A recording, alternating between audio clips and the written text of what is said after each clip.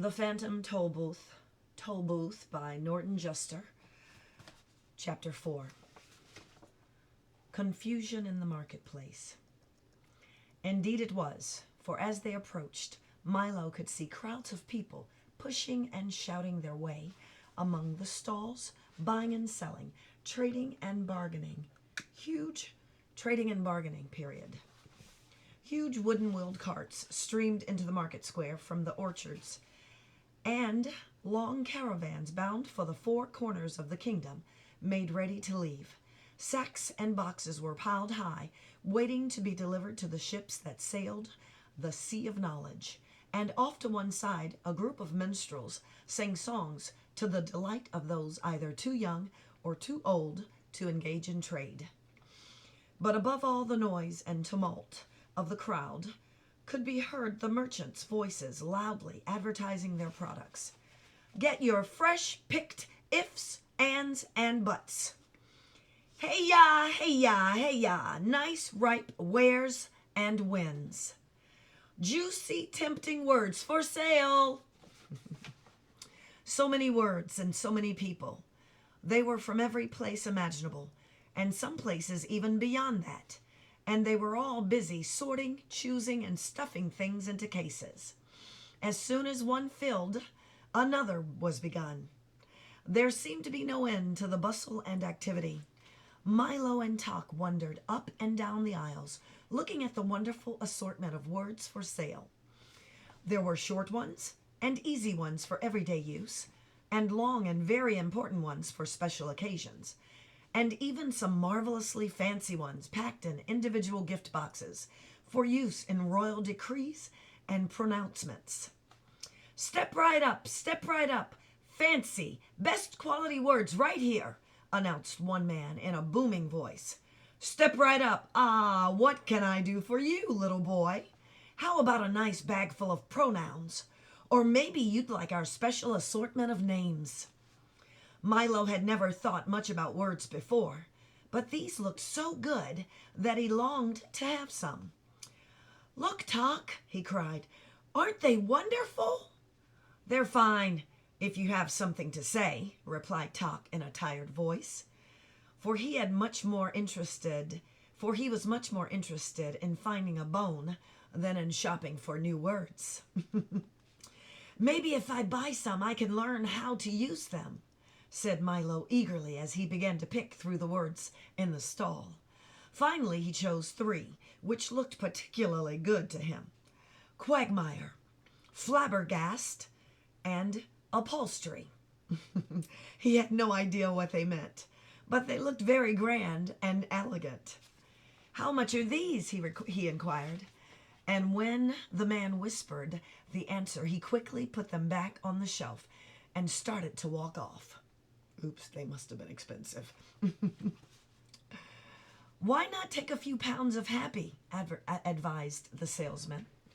They're much more practical, that is, and very useful for happy birthday, happy new year, happy day, and happy-go-lucky. I'd like to very much, began Milo, but, or perhaps you'd be interested in a package of goods. Always handy for good morning, good afternoon, good evening, and goodbye, he suggested. Milo did want to buy something, but the only money he had was the coin he needed to get back through the toll booth, and Talk, of course, had nothing but time.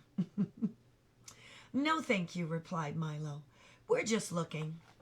And they continued on through the market. As they turned down the last aisle of stalls, Milo noticed a wagon that seemed different from the rest. On its side was a small, neatly lettered sign that said, "Do it yourself." And inside were 26 bins filled with all the letters of the alphabet from A to Z. These are for people who like to make their own words, the man in charge informed him. You can pick any assortment you like, or buy a special box complete with all letters, punctuation marks, and a book of instructions. Here, taste an A. They're very good. Milo nibbled carefully at the letter and discovered that it was quite sweet and delicious, just the way he'd expect an A to taste. I knew you'd like it, laughed the letterman, popping 2 G's and an R into his mouth and letting the juice drip down his chin. A's are one of our most popular letters. All of them aren't that good, he confided in a low voice. Take the Z, for instance, very dry and sawdusty. And the X, why, it tastes like a trunk full of stale air, and that's why people hardly ever use them. But most of the others are quite tasty. Try some more. He gave Milo an I, which was icy and refreshing, and Talk a crisp, crunchy C. Most people are just too lazy to make their own words, he continued, but it's much more fun. Is it difficult? I'm not much good at making words, admitted Milo, spitting the pits from the P. From AP, that is. Perhaps I can be of some assistance. ASSISTANCE,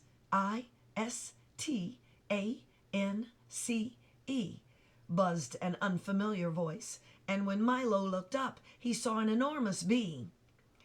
B-E-E-B, at least twice his size, sitting on top of the wagon.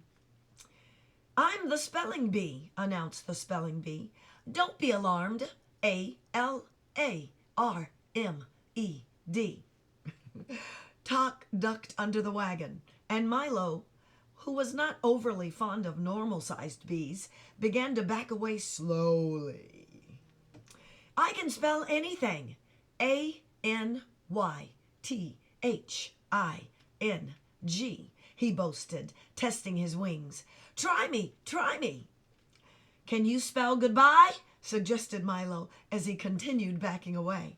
The bee gently lifted himself into the air and circled lazily over Milo's head. Perhaps. P-E-R-H-A-P-S.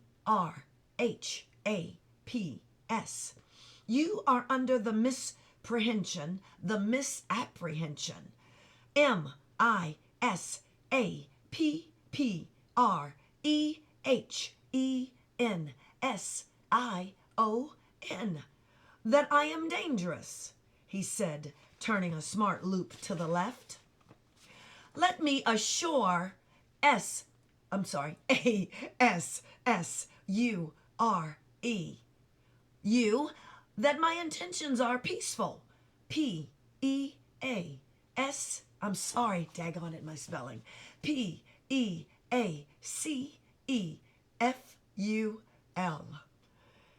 And with that, he settled back on top of the wagon and fanned himself with one wing. Now, he panted, think of the most difficult word you can, and I'll spell it. Hurry up, hurry up. And he jumped up and down impatiently. He looks friendly enough, thought Milo. Not sure just how friendly a friendly bumblebee should be, and tried to think of a very difficult word. Spell vegetable, he suggested, for it was one that always troubled him at school.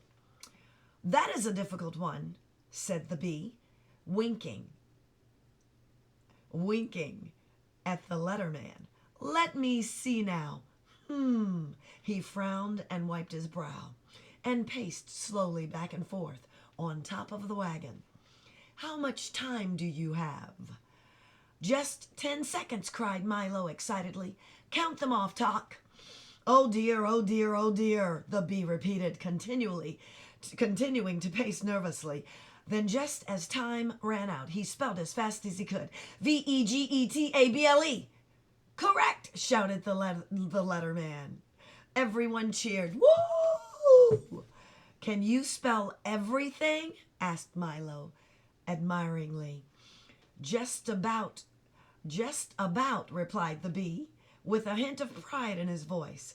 You see, years ago, I was just an ordinary bee, minding my own business, smelling flowers all day, and occasionally picking up part-time work in people's bonnets.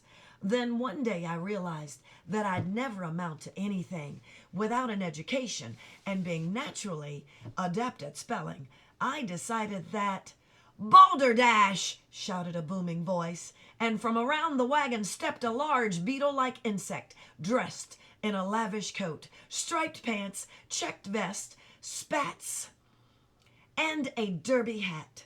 Striped pants, checked vest, spats, and a derby hat. Sorry, that was my addition. "Let me repeat. Balderdash!" he shouted again, swinging his cane and clicking his heels in midair. "Come now, don't be ill-mannered. Isn't someone going to introduce me to the little boy?" "This," said the bumblebee. "This," said the bumblebee with complete disdain, "is the Humbug. A very dislikable fellow." "Nonsense! Everybody loves a humbug," shouted the Humbug, as I was saying to the king just the other day. "You've never met the king," accused the bee angrily. Then turning to Milo, he said, "Don't believe a thing this old fraud says." "Bosh!" replied the Humbug. "We're an old and noble family, honorable to the core. Insecticus humbugium, if I may use the Latin. Why, we fought in the Crusades with Richard the Lionheart, crossed the Atlantic with Columbus, blazed trails with the pioneers, and today many members of the family hold prominent government positions throughout the world. History is full of humbugs." "A very pretty speech, speech, sneered the bee. "Now why don't you go away? I was just advising the lad of the importance of proper spelling." "Bah!" said the bug, putting an arm around Milo. "As soon as you learn to spell one word, they ask you to spell another. You can never catch up, so why bother? Take my advice, my boy, and forget about it. As my great-great-great-grandfather George Washington Humbug used to say, you, sir," shouted the bee very excitedly, "are an impostor, impostor, who can't even spell his own name. A slavish concern for the composition of word is the sign of a bankrupt intellect," roared the Humbug, waving his cane furiously. Milo didn't have any idea what that meant, but it seemed to infuriate the spelling bee, who flew down and knocked off the Humbug's hat with his wing. "Be careful," shouted Milo, as the bug swung his cane again, catching the bee on the foot and knocking over the box of W's. "My foot!" shouted the bee. "My hat!" shouted the bug. And the fight was on. The spelling bee buzzed dangerously in and out of range of the Humbug's wildly swinging cane as they menaced and threatened each other, and the crowd stepped back out of danger. "There must be some other way," began Milo, and then he yelled, "Watch out!" But it was too late. There was a tremendous crash as the Humbug, in his great fury, tripped into one of the stalls, knocking it into another, then another, then another, then another, until every stall in the market had been upset and words laid scrambled in great confusion all over the square. The bee, who had tangled himself in some bunting, toppled to the ground, knocking Milo over on top of him, and lay there shouting, "Help! Help! There's a little boy on me!" The bug sprawled untimidly on a mound of squashed letters, and Talk, his alarm ringing persistently, was buried under a pile of words. The end of chapter 4.